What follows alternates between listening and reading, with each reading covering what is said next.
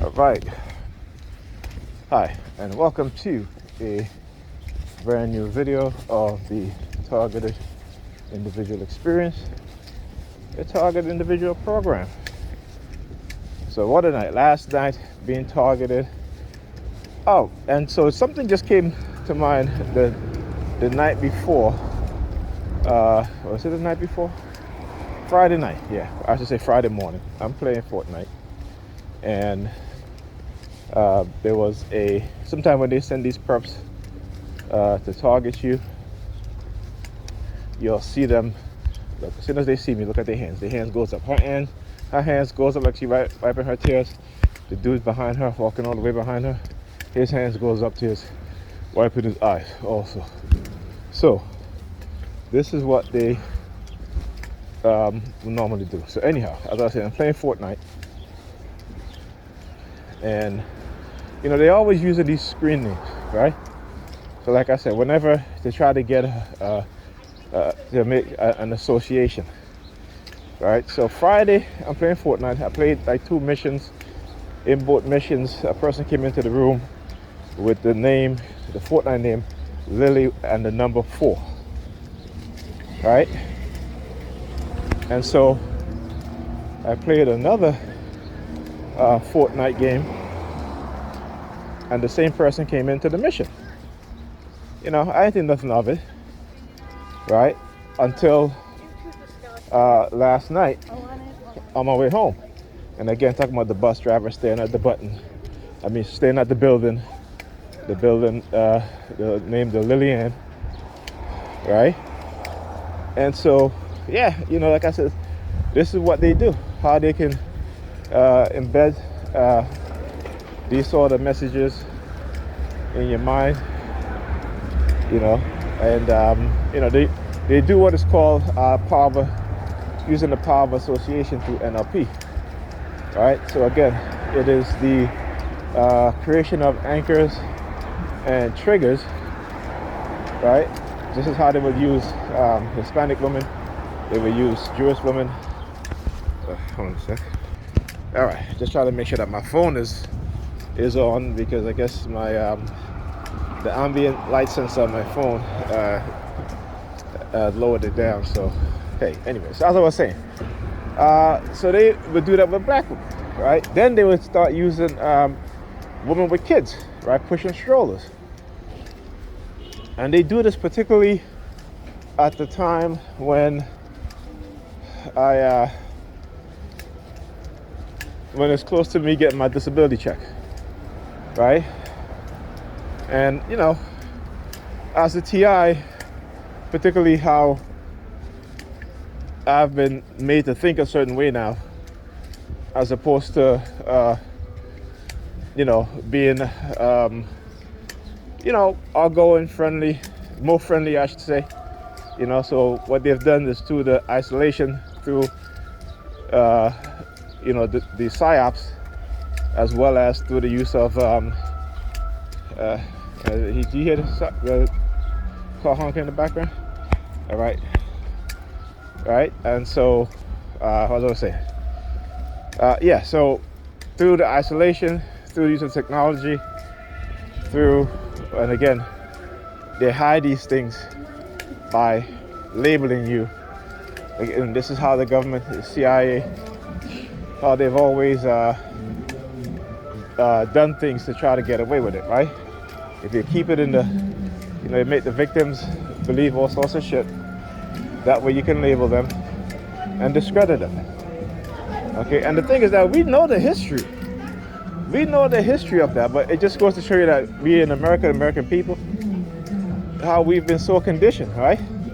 That we will be angry towards another nation for doing the exact thing that our government is doing to us, particularly us as black people.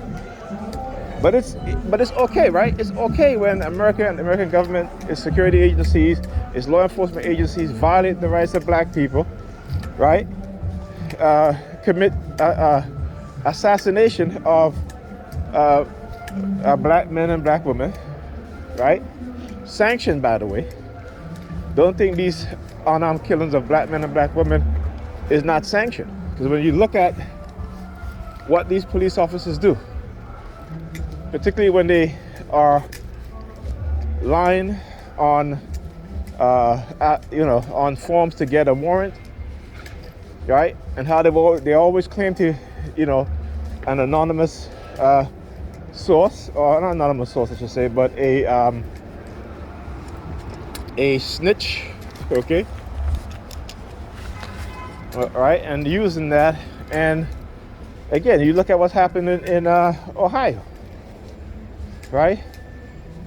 Now the Department of Justice completed their internal investigation of the Ohio police force and found systematic, widespread racism, a violation of people's constitutional rights. Okay, we're talking about, judges sign off on warrant that is so vague, and again, signing warrants based on forms that are so vague, nothing particular. Oh, here goes the bike guy again. I want you to see the pattern. You see, he turns around, walk away. All right, you can just go to the top. Okay. So once you guys see the pattern, right? The only white guy in the sea of black people. What all the white people that live around here? What happened? They don't come out? Only just one white guy come out? Again, just trying to show you guys exactly what they're doing. All right, but again, like I said, it doesn't bother me. I don't really care, personally. But this is a program, so it does affect you. You know what I'm saying? You just got to learn how to, you have to understand what's going on, how they use it to create animosity and anger towards you. Anger, not towards you, anger in you, right? So, yeah, of course, open her bag so she can show it. Yeah, that's okay. I have my bag on my back, so there you go. Right? So you're looking up at the sky as you're sticking this thumb up. Yeah. Last night, thank Jesus bullshit. People don't quite understand what's being done. And, but that's okay, because again, like I said, one thing I know is that they can weaponize people against you in such a way that make them believe whatever they're doing is righteous or what have you. Okay? So again,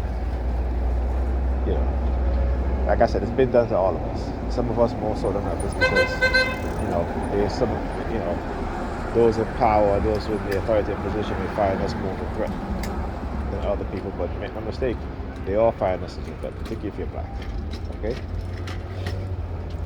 Once you start to move away from that idiotic religious system, then you start to see. And most people will tell you, when they move away from this system, they begin to feel more, more empathetic, more understanding, because religion numbs your senses, right? When it comes to things that matters, right? When it comes to things that impact you and affect you negatively, religion numbs your emotions. And this is what they want. They want you to be emotionless to your suffering, to your pain under the system that we're living on, right? Because in doing so, there is no revolutionary that's going to, or person with any sort of revolutionary thinking, revolutionary mindset, a person that will develop the mindset of wanting to become something to turn around and help our people, right? Because we don't see our wealthy blacks, they call the bourgeoisies, or the celebrity bourgeoisies also, because they're celebrities, black celebrities who are wealthy, they are part of that bourgeoisie. None of them, right? None of them. Maybe I shouldn't say none of them, because you may not know what some people are doing, but you can say that the vast majority of them are not doing anything socially responsible for their group. Right? None. as who was it? I don't agree with a lot of things that Candace always says, but she makes a very good point. She talks about certain topics, right? So these black people, when they get wealthy, they move out to the black neighborhood instead of investing in the black neighborhood. Fine, move out to the black neighborhood, but come back and transform the neighborhood that you grew up in that was so hard for you. You're fortunate because you may have talent or what have you. You may be intelligent in terms of business stuff like that. Even the artists, right? The artists, it is the people that give them that status. It's the people that buy their records and make them wealthy, right? But they don't ever think to come back and say, hey, let's pull money together. Let's invest in some real estate. Let's buy some buildings, renovate them, fix them. Give our people, good, safe, affordable houses. They're not going to do that. I'll talk about NYCHA. You see what NYCHA has done. Thousands, tens of thousands of our children here in New York poisoned with lead, and this is every year, right? This is every year, okay? And they'll go into court and lie about these things, right? We've read about how NYCHA supervisors, who are supposed to inspect apartments for lead, they'll sign up and say the apartment is safe, and they never check the apartments. They never do, right? And they should not be any apartments, the public housing or private, that has lead paint in there. I mean, come on, you got to think about how long Congress passed the law on banning lead paint and having to have private owners, homeowners, and building owners from having lead paint in their building. But they leave it in the black community. It is on purpose. We walk around here like, we're, what I'm saying? Where we see people, young people, behavioral issues and all this stuff, right? Knowing the history and don't even think that, that might have affected that person, As a matter of fact, last year, one of Pam's friends,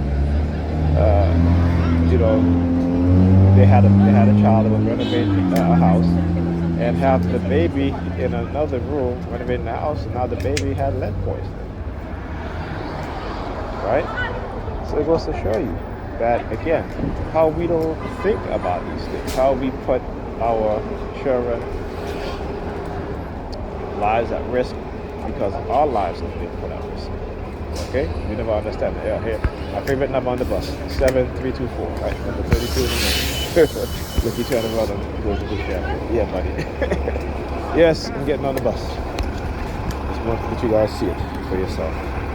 Right?